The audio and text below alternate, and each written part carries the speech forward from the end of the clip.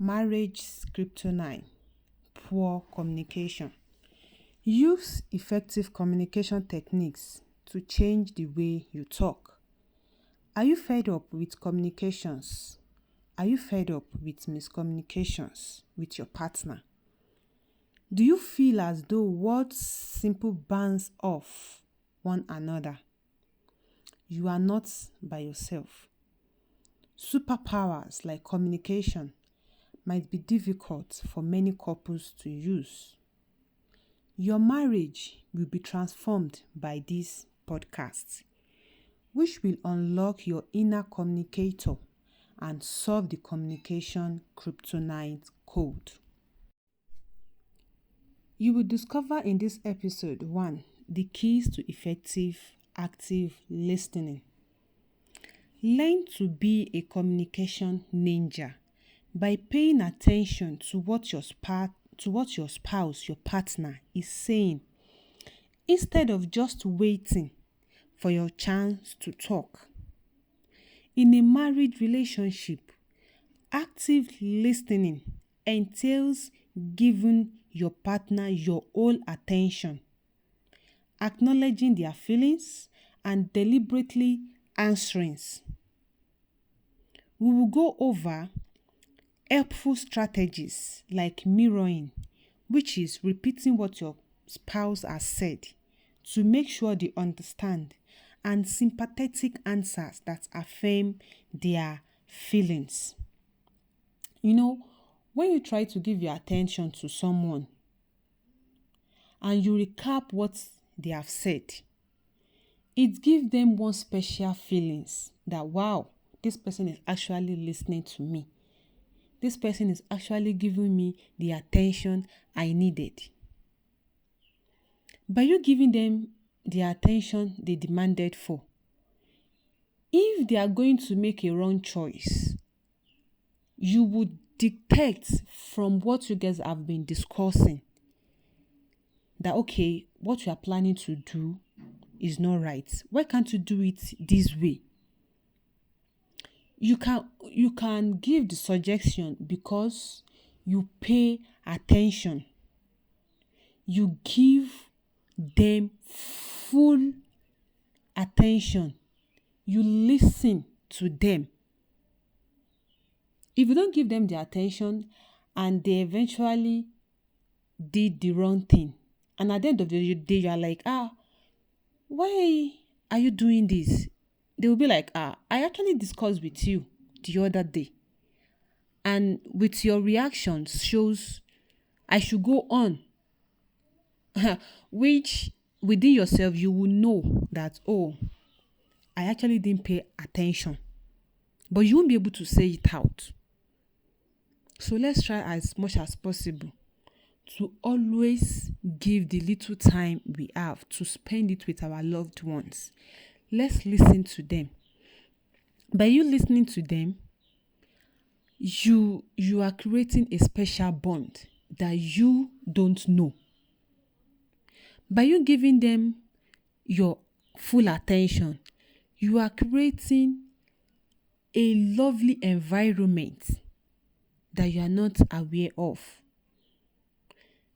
For instance, let's imagine that we are the one talking to someone, but this person doesn't care, and we know that the person didn't care.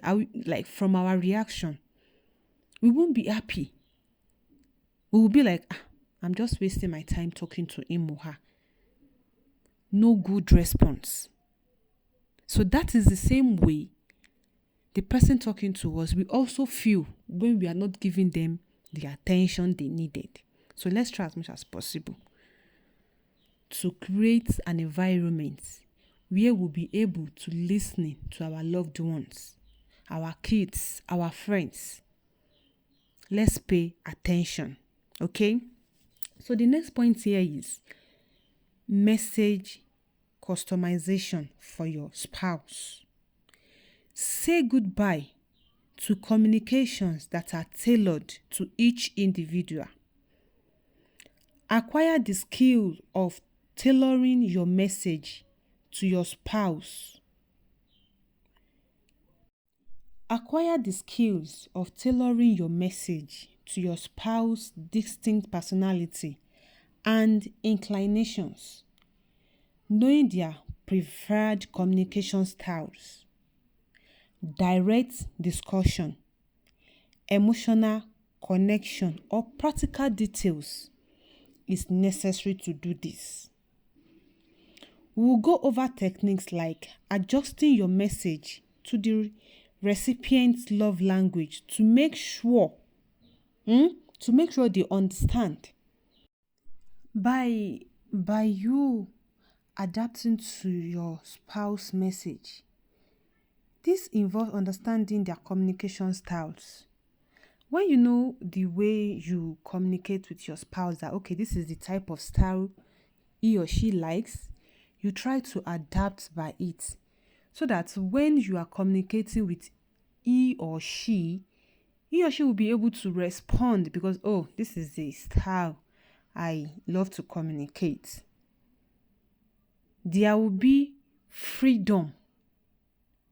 You will be free with each other when communicating with your styles. If your styles of communication is to sit with a wine of glass, chill, relax, and started communicating with each other, you and your spouse will definitely give each other listening attention. But if you go in another direction, like standing while your spouse is sitting, and you know that is not the style you are used to, there won't be effective communication in that kind of style.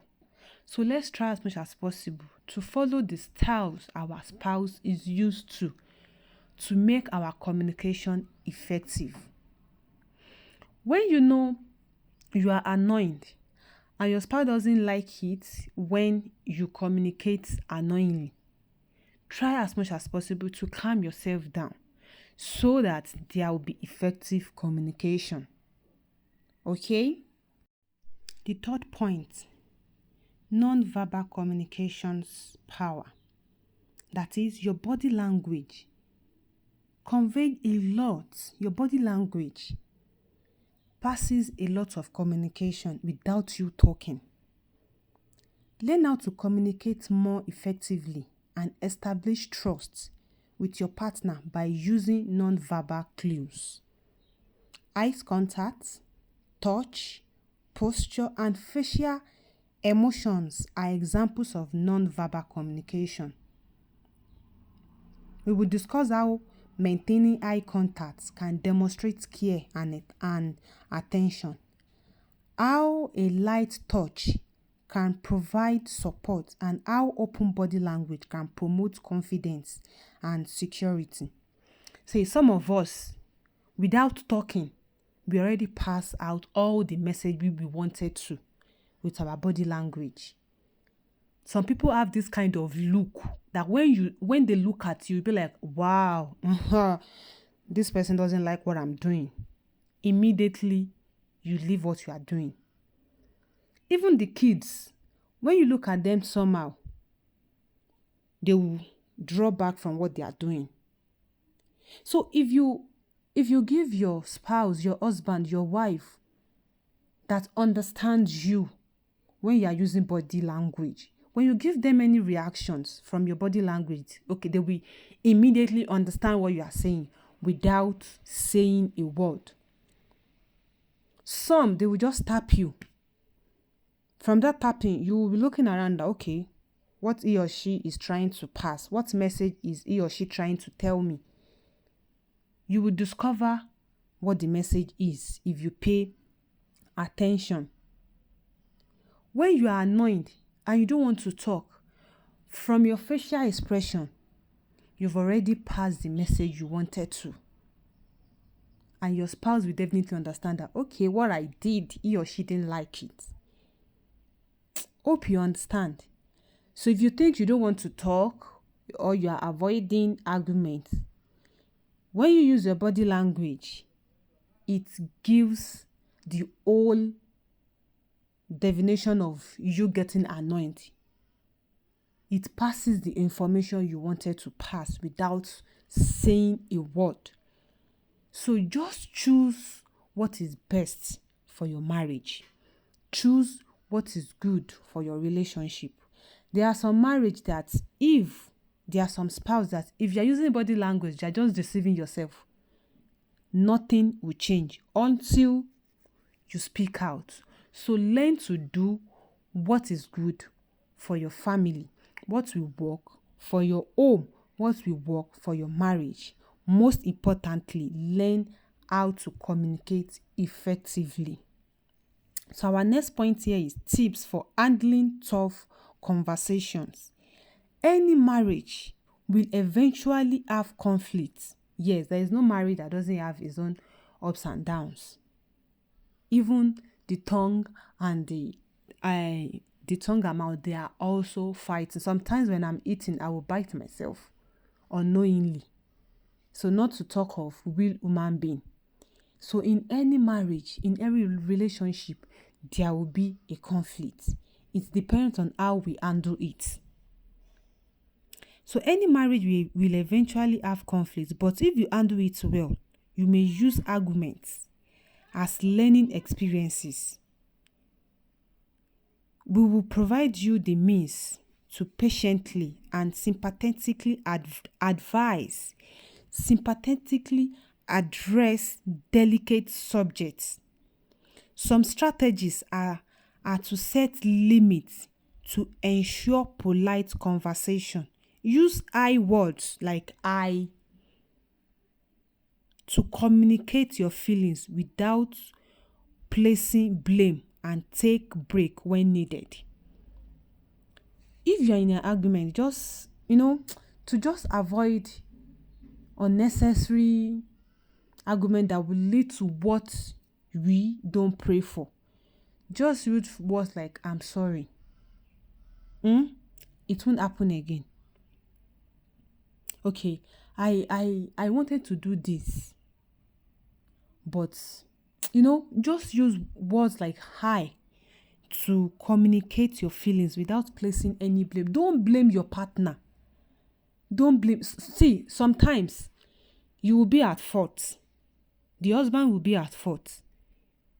The wife will be at fault.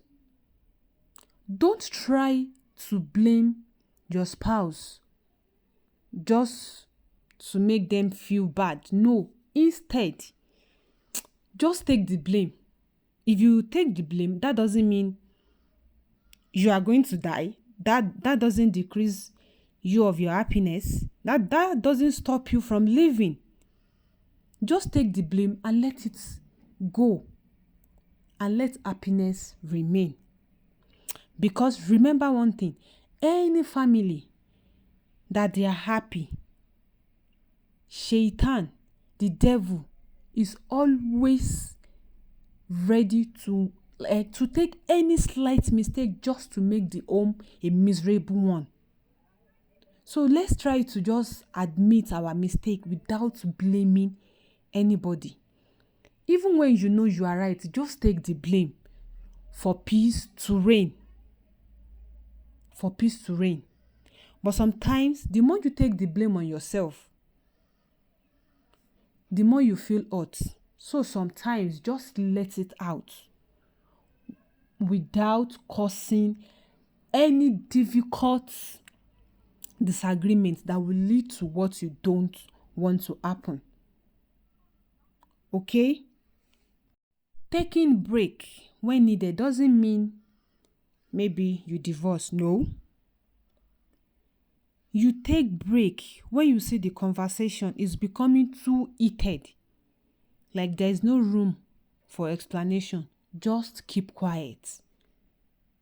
Just keep quiet. That is my definition of taking a break. When you see that the more you explain yourself, the more you express yourself, the conversation is becoming too heat. There is more heat in the environment.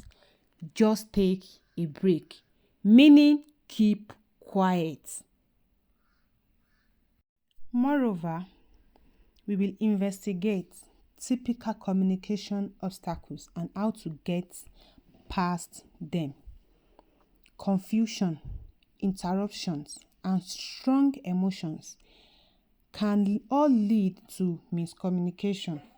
We will pinpoint these obstacles and offer remedies such as setting up a distraction-free setting for crucial communications, following up frequently to prevent misunderstandings, and identifying emotional clues so you can effectively handle them. 1. The art of clear and concise communication. In a marriage, clarity and brevity are essential to avoid misunderstandings. Learn how to express your thoughts without losing their essence. We will share techniques for using clear, direct language, avoiding jargons, and breaking down complex issues into manageable parts. That is, break down all you want to say very simple. Make your message understood by a, let's say, 5 years old child, so that there will be straightforward conversation. Next, powerful techniques to build rapport and communication. Building rapport is the foundation of a strong marriage. Discover techniques to establish and maintain a deep connection with your spouse.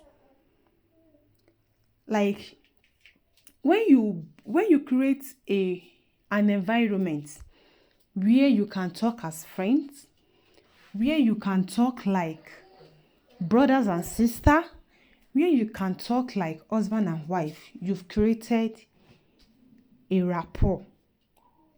You've created an environment where your communication will be effective. Powerful techniques to build rapport and connection. The method include daily check-ins, sharing gratitude, and engaging in activities that foster intimacy and bonding. This podcast is for you if you want to strengthen your relationship. Effective communication is key to nurturing a healthy marriage.